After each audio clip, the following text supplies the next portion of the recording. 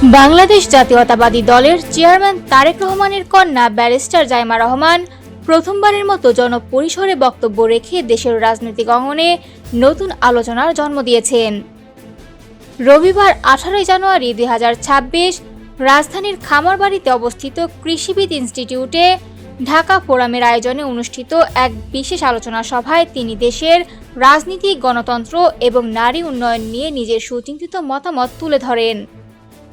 জাতি গঠনের নারী, নীতি, সম্ভাবনা এবং বাংলাদেশের ভবিষ্যৎ শীর্ষক এই আলোচনায় বক্তব্য রাখতে গিয়ে জাইমা রহমান বলেন, ভিন্ন এক আবেগ ও দায়িত্ববোধ নিয়ে তিনি আজ উপস্থিত। নীতি নির্ধারণী পর্যায়ে এটি তার প্রথম বক্তব্য। এ কথা বিনয়ের সঙ্গে উল্লেখ করে তিনি জানান, সব প্রশ্নের উত্তর বা সব সমস্যার সমাধান তার কাছে নেই, তবে নিজের অবস্থান থেকে দেশের জন্য কিছু করার আন্তরিকতা থাকাটাই সবচেয়ে গুরুত্বপূর্ণ বলে তিনি মনে করেন।